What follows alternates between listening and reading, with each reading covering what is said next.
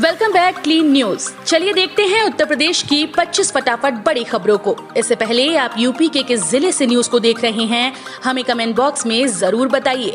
साथ ही daily update रहने के लिए चैनल को सब्सक्राइब कर बेल आइकन को दबाना बिल्कुल न भूलें। आज का लाइक एम 3000 है, उम्मीद करते हैं आप इसे जरूर पूरा करेंगे।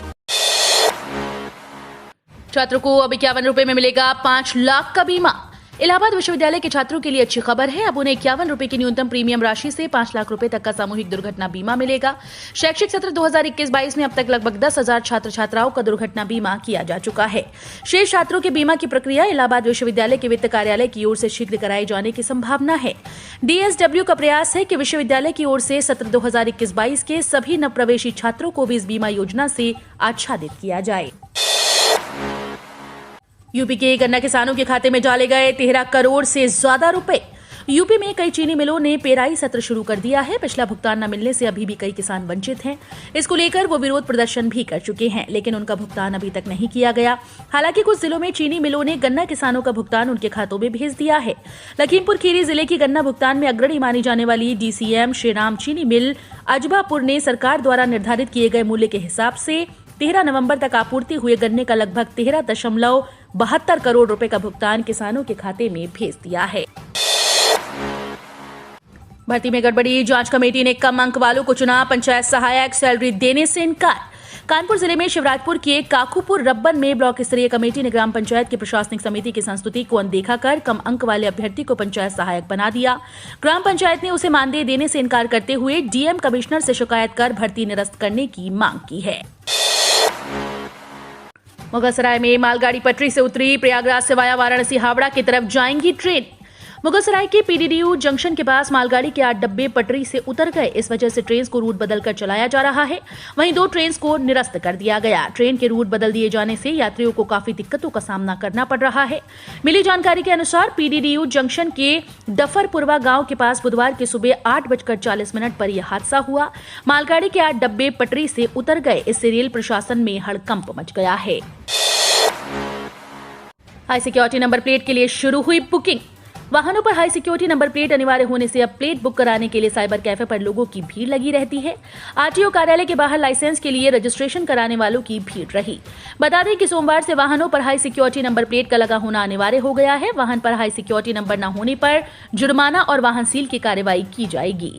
RTO हिमेश तिवारी ने बताया कि अब वाहनों पर हाई सिक्योरिटी नंबर प्लेट का होना पूरी तरह से अनिवार्य कर दिया गया है। गन्ना किसानों के लिए राहत की बात, ऑनलाइन घोषणा पत्र भरने की डेट बढ़ी। यूपी के गन्ना किसानों को ऑनलाइन घोषणा पत्र भरने की आखिरी तारीख 15 नवंबर से बढ़ाकर 30 नवंबर कर दी गई। राज्य के गन्ना आयुक्त संजय R भूसरेड्डी ने ये जानकारी दी है। उन्होंने बताया कि अभी तक ऑनलाइन घोषणा पत्र भरने से वंचित रहे गन्ना किसानों की सुविधा के लिए ये निर्णय लिया गया है। भूसरेड्डी ने बताया कि ऑनलाइन घोषणा पत्र भरने की आखिरी तारीख पूर्व में 3 बार बढ़ाई जा चुकी है, मगर कुछ गन्ना किसान कतिपय कारणों से अभी भी घोषणा पत्र भरने से वंचित रह गए हैं। पूर्वांचल एक्सप्रेसवे के बाद यूपी को ये बड़ी सौगात देने वाले हैं PM मोदी। CM योगी के शहर में तैयारियां हुई तेज। पूर्वांचल एक्सप्रेसवे के बाद पूर्वी उत्तर को जल्द ही अब एम्स की भी सौगात मिल जाएगी। गोरखपुर के अखिल भारतीय आयुर्विज्ञान संस्थान के अस्पताल का उद्घाटन प्रधानमंत्री नरेंद्र मोदी करेंगे। इसको लेकर तैयारियां तेज हो गई हैं। एम्स में 16 OT के भवन बनकर तैयार हो गए हैं। इस एम्स के शुरू होने से पूर्वांचल के लोगों को बड़ी राहत मिलेगी। गोरखपुर, बस्ती, आजमगढ़ मंडल ही नहीं, पश्चिमी बिहार से भी बड़ी संख्या में इलाज कराने लोग गोरखपुर आते हैं। अब UP SSSC पेट से होगी एडेड माध्यमिक स्कूल्स में लिपिकों की भर्ती। एडेड माध्यमिक स्कूल्स में लिपिकों व शिक्षणेतर कर्मचारियों की भर्ती के लिए प्रबंधकों की मनमानी खत्म होगी। प्रबंधक की अध्यक्षता में एक 5 सदस्यीय कमेटी बनाई जाएगी। वहीं अधीनस्थ सेवा चयन आयोग की पात्रता परीक्षा में निश्चित परसेंटाइल प्राप्त करने वाले युवा ही इसके लिए आवेदन कर सकेंगे। इस संबंध में कैबिनेट बाय सर्कुलेशन में फैसला किया गया। पेट परीक्षा के बाद शॉर्टलिस्टेड किए गए युवाओं की टंकण परीक्षा होगी और इसमें सफल अभ्यर्थियों का साक्षात्कार लिया जाएगा। SI लिपिक सीधी भर्ती 2020 के मूल्यांकन में नॉर्मलाइजेशन अंक लेकर अहम सूचना जारी। उत्तर प्रदेश पुलिस भर्ती एवं प्रोन्नति बोर्ड लखनऊ ने 1329 पदों पर होने वाली ASI लिपिक सीधी भर्ती 2020 के मूल्यांकन में नॉर्मलाइजेशन अंक लेकर अहम सूचना जारी की है। यूपी पुलिस की ओर से मंगलवार को जारी नोटिस जारी कर उप निरीक्षक गोपनीय, सहायक पुलिस उप निरीक्षक लिपिक एवं सहायक उप निरीक्षक लेखा की सीधी भर्ती 2020 के मूल्यांकन में नॉर्मलाइजेशन अंक को लेकर विस्तृत अधिसूचना जारी की। कार्तिक पूर्णिमा स्नान, दिल्ली सहित पड़ोसी राज्यों से हरिद्वार आने वाला ट्रैफिक रहेगा डाइवर्ट। हरिद्वार में कार्तिक पूर्णिमा स्नान को लेकर हरिद्वार पुलिस ने यातायात प्लान जारी कर दिया है। यातायात डायवर्जन के साथ साथ पार्किंग भी चिन्हित कर दी गई है। 19 नवंबर को हरिद्वार में होने वाली कार्तिक पूर्णिमा स्नान में लोगों की भीड़ जुटने की संभावना को देखते हुए एसपी यातायात प्रदीप कुमार ने बताया कि दिल्ली और वेस्ट यूपी की तरफ से आने वाले भारी वाहन जैसे बस, ट्रैक्टर, ट्रॉली ऋषिकुल मैदान में पार्क होंगी। शेष रह गए वाहनों को बैरागी कैंप और गड्ढा पार्किंग में पार्क कराया जाएगा।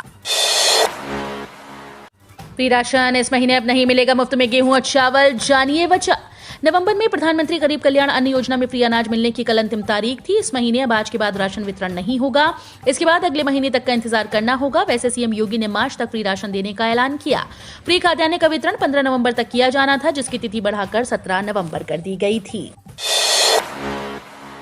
नवंबर में सभी को पहली डोज की डगर कठिन, 3 गुना बढ़ानी होगी स्पीड। यूं तो 14 करोड़ से अधिक टीकाकरण करके यूपी देश में सर्वाधिक टीके लगाने वाला राज्य है, मगर अभी भी 4.5 करोड़ से अधिक पात्र लोगों को पहली डोज लगाना बाकी है। मुख्यमंत्री योगी आदित्यनाथ ने नवंबर के अंत तक सभी को टीके की पहली डोज लगाने का लक्ष्य दिया। इस लक्ष्य को पाने के लिए स्वास्थ्य विभाग को हर दिन 30 लाख से ज्यादा लोगों को टीके की सिर्फ पहली डोज लगानी होगी, यानी दूसरी डोज भी मिला लें तो हर रोज 40 लाख से ज्यादा टीकाकरण करना होगा। 3 महीने में 63 निकायों के 4,281 जनप्रतिनिधि चुनेंगे नया एमएलसी। प्रशासन ने आयोग को भेजी रिपोर्ट। मेरठ, बागपत, गाजियाबाद, हापुड़ स्थानीय प्राधिकारी निर्वाचन क्षेत्र से एमएलसी चुनाव की तैयारी तेज हो गई है। प्रशासन की ओर से सभी 4 जिलों से जानकारी प्राप्त कर चुनाव आयोग को बताया गया कि मेरठ क्षेत्र में स्थानीय प्राधिकारी निर्वाचन क्षेत्र में फिलहाल 4,294 निर्वाचित प्रतिनिधि हैं जो एमएलसी के लिए मतदान करेंगे। चुनाव आयोग के आदेश पर प्रशासन ने चुनाव के लिए मतदाता सूची का काम प्रारंभ कर दिया। आयोग के आदेश पर सभी 4 जिलों से डीएम व जिला निर्वाचन अधिकारी के बालाजी ने रिपोर्ट प्राप्त कर चुनाव आयोग को भेज दी है। रानी लक्ष्मीबाई से राष्ट्र रक्षा की मिलती है प्रेरणा। रक्षा मंत्रालय द्वारा आयोजित राष्ट्रीय रक्षा समर्पण पर्व के तहत प्रधानमंत्री नरेंद्र मोदी 19 नवंबर को डिफेंस इंडस्ट्रियल कॉरिडोर परियोजना का शुभारंभ करेंगे।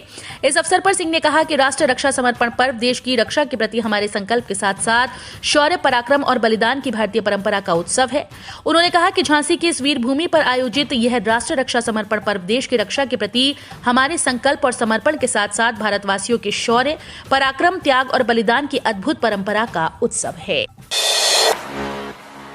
यूपी सहित अन्य राज्यों से उत्तराखंड आने वाले गाड़ियों के लिए बदले नियम। यूपी, नई दिल्ली सहित अन्य पड़ोसी राज्यों से उत्तराखंड आने वाले वाहन स्वामियों के लिए अच्छी खबर है। उत्तराखंड में अब आरटीओ के चेक पोस्ट पर वाहन नहीं रुकेंगे। परिवहन सचिव ने चेक पोस्ट को समाप्त करने के आदेश कर दिए हैं। ये व्यवस्था 1 दिसंबर से लागू होगी। उत्तराखंड में मौजूदा समय में 10 चेक पोस्ट सक्रिय हैं। इनमें से अधिकांश राज्य सीमाओं पर स्थित हैं। चेक पोस्ट की यह व्यवस्था 2004 से चली आ रही है। सीएम योगी की पूर्वांचल एक्सप्रेसवे के 9 जिलों से 164 सीट्स पर निगाहें। पूर्वांचल एक्सप्रेसवे के उद्घाटन के साथ ही भाजपा ने सूबे की सत्ता में वापसी के लिए एक बड़ा दांव खेल दिया है। यूं तो ये एक्सप्रेसवे 9 जिलों से गुजरता है, लेकिन सही मायने में इसका असर पूरब के तकरीबन 28 जिलों पर है। इन इलाकों में करीब 160 से अधिक विधानसभा सीट्स हैं। वर्ष 2007 में पूर्ण बहुमत हासिल करने वाली बसपा को इस इलाके से तकरीबन 100 सीट्स मिली थी। वहीं 2012 में स्पष्ट बहुमत पाने वाले सपा की जीत का द्वार भी पूर्वी उत्तर प्रदेश ही बना था। सपा को तो तब करीब 110 सीट्स इस इलाके से मिली थीं। लखीमपुर खीरी कांड, न्यायिक आयोग की टीम करेगी जांच, ग्रामीणों से भी ली जाएगी जानकारी। लखीमपुर खीरी के तिकुनिया कांड की न्यायिक जांच के लिए गठित 1 सदस्यीय न्यायिक आयोग की टीम जांच के लिए तिकुनिया पहुंच गई है। जस्टिस प्रदीप श्रीवास्तव की अध्यक्षता में टीम ने घटनास्थल का मुआयना किया और पुलिस अफसरों से इस बारे में जानकारी ली। टीम ग्रामीणों से भी 3 अक्टूबर की घटना को लेकर जानकारी लेगी। सेवानिवृत्त जस्टिस पीडब्ल्यूडी गेस्ट हाउस में रुककर तिकुनिया कांड की जांच करेंगे। बसपा ने 2 और प्रत्याशियों को दिया टिकट, मायावती खेल रही ब्राह्मण कार्ड। बसपा ने कानपुर देहात की 2 विधानसभा सीट पर प्रत्याशियों की घोषणा की है। रनिया से विनोद पाल मैदान में उतरेंगे तो भोगनीपुर से ब्राह्मण पर दाव लगाया है। यहां से संतोष त्रिपाठी उम्मीदवार होंगे। 12 में कार्यकर्ता सम्मेलन में 22 नवंबर को प्रत्याशी का अधिकृत ऐलान कर दिया जाएगा। रसूलाबाद सुरक्षित सीट से प्रत्याशी तय कर लिया गया है। यहां रिटायर्ड दरोगा के बेटे के नाम पर नेतृत्व रजामंद हुआ है। इसका भी पखवाड़े भीतर ऐलान हो जाएगा। बीजेपी ने अखिलेश यादव से चुकाया बदला, 1 विधायक के बदले सपा के 4 एमएलसी तोड़े। उत्तर प्रदेश में अगले साल होने वाले विधानसभा चुनाव के मद्देनजर राजनीतिक दलों के बीच एक दूसरे के संगठन में सेंध लगाने, विधायकों को तोड़कर पार्टी ज्वाइन कराने का सिलसिला तेज हो गया। इस बीच भाजपा ने समाजवादी पार्टी के 4 एमएलसी नरेंद्र भाटी, सीपी चंद्र, रविशंकर सिंह और रमा निरंजन को पार्टी ज्वाइन कराकर पार्टी के राष्ट्रीय अध्यक्ष अखिलेश यादव से हिसाब बराबर कर लिया है। कर्मचारियों को नए साल पर मिलेगी खुशखबरी, सैलरी बढ़ने के साथ हो सकते हैं ये बड़े ऐलान। कर्मचारियों के लिए खुशखबरी है। फेस्टिवल सीजन की तरह केंद्र सरकार नए साल पर भी अपने कर्मचारियों को तोहफा दे सकती है। बता दें कि इससे पहले दिवाली पर्व पर केंद्र सरकार ने कर्मचारियों का डीए 3% बढ़ा दिया। अब खबर सामने आ रही है कि सरकार एक बार फिर से कर्मचारियों को खुश करने के लिए जनवरी 2022 की शुरुआत में हाउस रेंट अलाउंस बढ़ाने की घोषणा कर सकती है। वित्त मंत्रालय ने 11.56 लाख से अधिक कर्मचारियों के लिए हाउस रेंट अलाउंस को लागू करने के लिए मंथन करना शुरू कर दिया है। 6 ट्रेन के नंबर बदले, किराया भी हुआ कम। रेल बोर्ड द्वारा कोविड संक्रमण के चलते त्योहार व कोविड स्पेशल के नाम से चलाई जा रही ट्रेन के नंबर पूर्व की तरह करने के निर्देश दिए थे, जिसके बाद पूर्वोत्तर रेलवे इज्जतनगर मंडल ने सोमवार को 6 ट्रेन के नंबर में परिवर्तन किया। जनसंपर्क अधिकारी राजेंद्र सिंह ने बताया कि काठगोदाम हावड़ा 13020, काठगोदाम नई Delhi 12039, Ramnagar Bandra terminus 22976, Kathgodam Jammu Tawi 12207, Kathgodam Kanpur central 12210, Lalkuan Amritsar 14615 number से चलाई गई। योगी सरकार युवाओं को अगले महीने बांटेगी टैबलेट और स्मार्टफोन। जाने किन खूबियों से लैस होंगे दोनों गैजेट। योगी सरकार अगले महीने से स्मार्टफोन और टैबलेट बांटने जा रही है। ये गैजेट कई खूबियों से युक्त होंगे। मंगलवार को कैबिनेट ने 90 दिनों में 2.40 लाख टैबलेट पीसी व 3.50 लाख स्मार्टफोन की आपूर्ति के लिए कंपनीज का चयन करने के लिए नियम शर्तें तय कर दी। इससे संबंधित बिड डॉक्यूमेंट को मंजूरी दी गई। 25 नवंबर तक कंपनीज का चयन कर उन्हें अलग अलग आपूर्ति का जिम्मा दिया जाएगा। एससी ने एक घटना की जांच को तय किया। एचसी के जज का नाम। एसआईटी में शामिल किए 3 आईपीएस अधिकारी।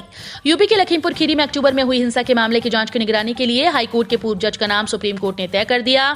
इस घटना की जांच की निगरानी का काम उच्च न्यायालय ने पंजाब और हरियाणा हाईकोर्ट के पूर्व जज राकेश कुमार जैन को सौंपा।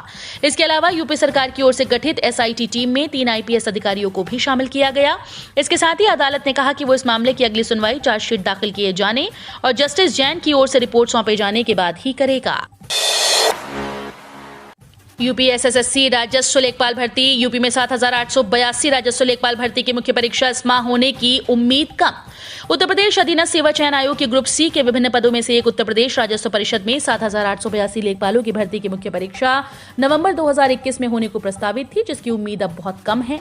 यूपी एसएससी की वेबसाइट पर जुलाई 2021 में जारी परीक्षा कैलेंडर में पीईटी रिजल्ट 2021 के बाद राज्य में 7882 लेखपालों की भर्ती के लिए मुख्य परीक्षा का आयोजन नवंबर 2021 में होना था।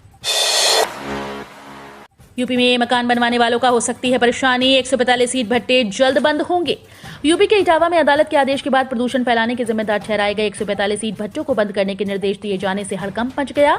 ईंट भट्टों को बंद करने का निर्देश प्रदूषण नियंत्रण बोर्ड ने अदालत के हवाले से दिया है। बोर्ड का मानना है कि इन 145 ईंट भट्टों को एनओसी नहीं मिली हुई है, लेकिन इसके बावजूद इनका संचालन हो रहा है, जिससे प्रदूषण फैल रहा है। फिरोजाबाद स्थित क्षेत्रीय प्रदूषण नियंत्रण बोर्ड के प्रबंधक मनोज चौरसिया ने बुधवार को बताया कि इटावा में 145 ईंट भट्टे ऐसे चल रहे हैं जिन्होंने प्रदूषण नियंत्रण बोर्ड का लाइसेंस नहीं ले रखा है। हम रोज ऐसे ही न्यूज लाते रहेंगे। यदि आपने अभी तक क्लीन न्यूज यूपी को सब्सक्राइब नहीं किया है तो फटाफट सब्सक्राइब कर लें। साथ ही बेल आइकन को प्रेस करना बिल्कुल ना भूलें ताकि लेटेस्ट अपडेट मिस ना हो।